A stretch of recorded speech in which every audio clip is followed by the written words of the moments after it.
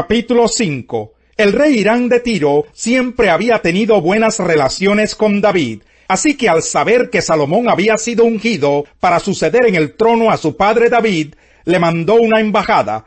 En respuesta, Salomón le envió este mensaje: Tú bien sabes que debido a las guerras en que mi padre David se vio envuelto, no le fue posible construir un templo en honor del Señor su Dios. Tuvo que esperar hasta que el Señor sometiera a sus enemigos bajo su dominio. Pues bien, ahora el Señor mi Dios me ha dado paz por todas partes, de modo que no me amenazan ni adversarios ni calamidades. Por lo tanto, me propongo construir un templo en honor del Señor mi Dios, pues Él le prometió a mi padre David: Tu hijo, a quien pondré en el trono como sucesor tuyo, construirá el templo en mi honor. Ahora pues, ordena que se talen para mí cedros del Líbano. Mis obreros trabajarán con los tuyos, y yo te pagaré el salario que determines para tus obreros. Tú sabes que no hay entre nosotros quien sepa talar madera tan bien como los sidonios. Cuando Hiram oyó el mensaje de Salomón, se alegró mucho y dijo: Alabado sea hoy el Señor, porque le ha dado a David un hijo sabio para gobernar a esta gran nación. Entonces Hiram envió a Salomón este mensaje: He recibido tu petición. Yo te proporcionaré toda la madera de cedro y de pino que quieras. Mis obreros la transportarán desde el Líbano hasta el mar. Allí haré que la aten en forma de balsas para llevarla flotando hasta donde me indiques, y allí se desatará para que la recojas. Tú por tu parte tendrás a bien proporcionarle alimento a mi corte. Así que Hiram le proveía a Salomón toda la madera de cedro y de pino que éste deseaba, y Salomón por su parte, año tras año, le entregaba a Hiram como alimento para su corte 20,000 cargas de trigo y 20,000 medidas de aceite de oliva. El Señor, cumpliendo su palabra, le dio sabiduría a Salomón. Hiram y Salomón hicieron un tratado, y hubo paz entre ellos. El rey Salomón impuso trabajo forzado y reclutó a 30,000 obreros de todo Israel.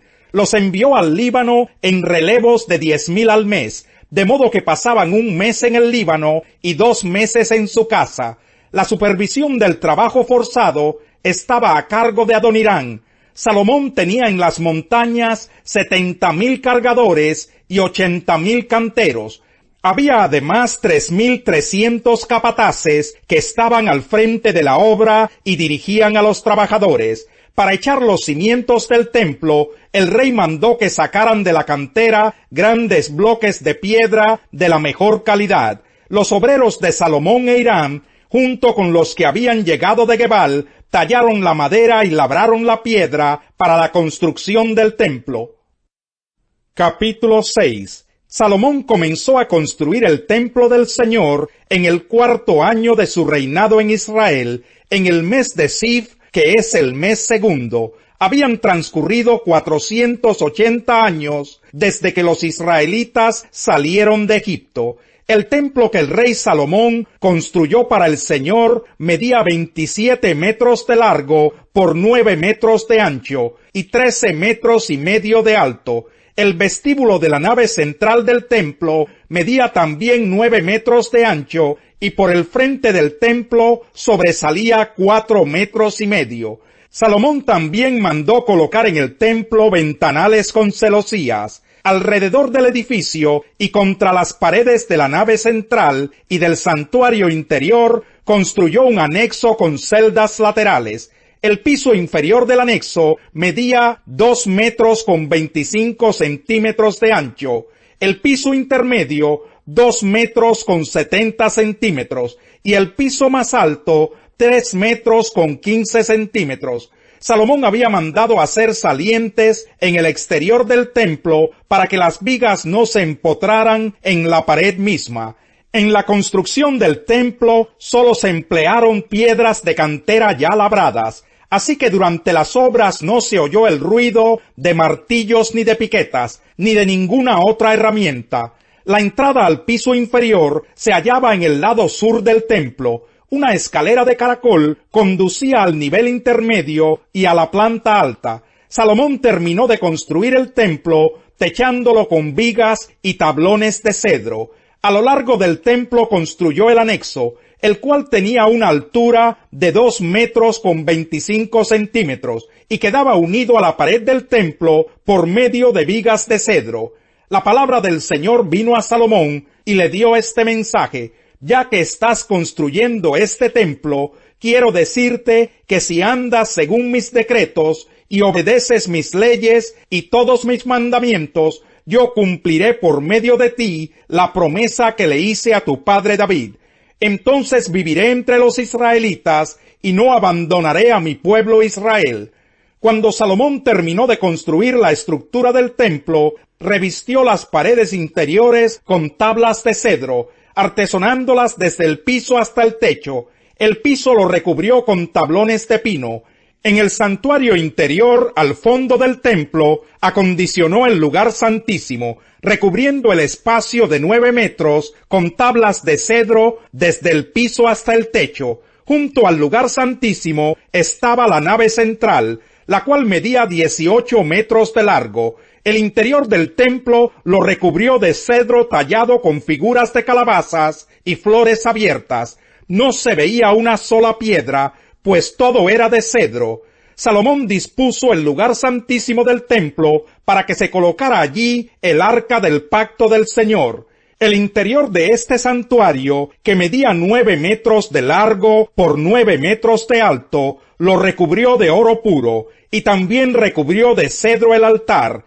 Además, Salomón recubrió de oro puro el interior del templo, y tendió cadenas de oro a lo largo del frente del lugar santísimo, el cual estaba recubierto de oro. En efecto, recubrió de oro todo el santuario interior, y asimismo el altar que estaba delante de éste. Salomón mandó esculpir para el santuario interior 2 querubines de madera de olivo, cada uno de los cuales medía 4 metros y medio de altura. De una punta a la otra, las alas extendidas del primer querubín medían 4 metros y medio, es decir, cada una de sus alas medía 2 metros y 25 centímetros. Las del segundo querubín también medían 4 metros y medio, pues los dos eran idénticos en tamaño y forma. Cada querubín medía 4 metros y medio de altura. Salomón puso los querubines con sus alas extendidas en medio del recinto interior del templo. Con una de sus alas, cada querubín tocaba una pared, mientras que sus otras alas se tocaban en medio del santuario. Luego Salomón recubrió de oro los querubines. Sobre las paredes que rodeaban el templo, lo mismo por dentro que por fuera, talló figuras de querubines, palmeras y flores abiertas. Además recubrió de oro los pisos de los cuartos interiores y exteriores del templo. Para la entrada del lugar santísimo, Salomón hizo puertas de madera de olivo, con jambas y postes pentagonales. Sobre las 2 puertas de madera de olivo talló figuras de querubines, palmeras y flores abiertas, y todas ellas las recubrió de oro. Asimismo, para la entrada de la nave central, hizo postes cuadrangulares de madera de olivo. También hizo 2 puertas de pino, cada una con 2 hojas giratorias. Sobre ellas talló figuras de querubines, palmeras y flores abiertas, y las recubrió de oro bien ajustado al relieve. Las paredes del atrio interior las construyó con 3 hileras de piedra labrada por cada hilera de vigas de cedro. Los cimientos del templo del Señor se habían echado en el mes de Sif del 4º año del reinado de Salomón, y en el mes de Bul del año 11, es decir, en el mes 8º de ese año, se terminó de construir el templo siguiendo al pie de la letra todos los detalles del diseño. 7 años le llevó a Salomón la construcción del templo. Capítulo 7. ¿Son ciertas estas acusaciones?, le preguntó el sumo sacerdote. Él contestó: Hermanos y padres, escúchenme. El Dios de la gloria se apareció a nuestro padre Abraham cuando éste aún vivía en Mesopotamia, antes de radicarse en Harán. Deja tu tierra y a tus parientes, le dijo Dios, y ve a la tierra que yo te mostraré. Entonces salió de la tierra de los caldeos y se estableció en Harán. Desde allí, después de la muerte de su padre, Dios lo trasladó a esta tierra donde ustedes viven ahora. No le dio herencia alguna en ella, ni siquiera donde plantar el pie, pero le prometió dársela en posesión a él y a su descendencia, aunque Abraham no tenía ni un solo hijo todavía. Dios le dijo así: tus descendientes vivirán como extranjeros en tierra extraña, donde serán esclavizados y maltratados durante 400 años. Pero sea cual sea la nación que los esclavice, yo la castigaré, y luego tus descendientes saldrán de esa tierra y me adorarán en este lugar. Hizo con Abraham el pacto que tenía por señal la circuncisión. Así cuando Abraham tuvo a su hijo Isaac, lo circuncidó a los 8 días de nacido, e Isaac a Jacob, y Jacob a los 12 patriarcas. Por envidia los patriarcas vendieron a José como esclavo, quien fue llevado a Egipto, pero Dios estaba con él, y lo libró de todas sus desgracias. Le dio sabiduría para ganarse el favor del faraón, rey de Egipto, que lo nombró gobernador del país y del palacio real. Hubo entonces un hambre que azotó a todo Egipto y a Canaán, causando mucho sufrimiento, y nuestros antepasados no encontraban alimentos. Al enterarse Jacob de que había comida en Egipto, mandó allá a nuestros antepasados en una primera visita. En la segunda, José se dio a conocer a sus hermanos y el faraón supo del origen de José. Después de esto, José mandó llamar a su padre Jacob y a toda su familia, 75 personas en total. Bajó entonces Jacob a Egipto, y allí murieron él y nuestros antepasados. Sus restos fueron llevados a Siquén, y puestos en el sepulcro que a buen precio Abraham había comprado a los hijos de Hamor en Siquén. Cuando ya se acercaba el tiempo de que se cumpliera la promesa que Dios le había hecho a Abraham, el pueblo crecía y se multiplicaba en Egipto. Por aquel entonces subió al trono de Egipto un nuevo rey que no sabía nada de José. Este rey usó de artimañas con nuestro pueblo y oprimió a nuestros antepasados, obligándolos a dejar abandonados a sus hijos recién nacidos para que murieran. En aquel tiempo nació Moisés, y fue agradable a los ojos de Dios. Por 3 meses se crió en la casa de su padre, y al quedar abandonado, la hija del faraón lo adoptó y lo crió como a su propio hijo. Así Moisés fue instruido en toda la sabiduría de los egipcios, y era poderoso en palabra y en obra. Cuando cumplió 40 años, Moisés tuvo el deseo de allegarse a sus hermanos israelitas. Al ver que un egipcio maltrataba a uno de ellos, acudió en su defensa y lo vengó matando al egipcio. Moisés suponía que sus hermanos reconocerían que Dios iba a liberarlos por medio de él, pero ellos no lo comprendieron así. Al día siguiente, Moisés sorprendió a 2 israelitas que estaban peleando. Trató de reconciliarlos diciéndoles: «Señores, ustedes son hermanos, ¿por qué quieren hacerse daño?». Pero el que estaba maltratando al otro empujó a Moisés y le dijo: «¿Y quién te nombró a ti gobernante y juez sobre nosotros? ¿Acaso quieres matarme a mí como mataste ayer al egipcio?». Al oír esto, Moisés huyó a Madián. Allí vivió como extranjero y tuvo 2 hijos.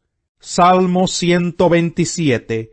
Si el Señor no edifica la casa, en vano se esfuerzan los albañiles. Si el Señor no cuida la ciudad, en vano hacen guardia los vigilantes. En vano madrugan ustedes y se acuestan muy tarde para comer un pan de fatigas, porque Dios concede el sueño a sus amados. Los hijos son una herencia del Señor, los frutos del vientre son una recompensa, como flechas en las manos del guerrero son los hijos de la juventud.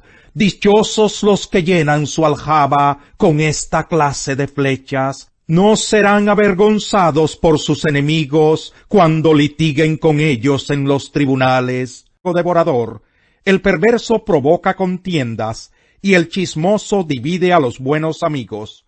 El violento engaña a su prójimo y lo lleva por mal camino.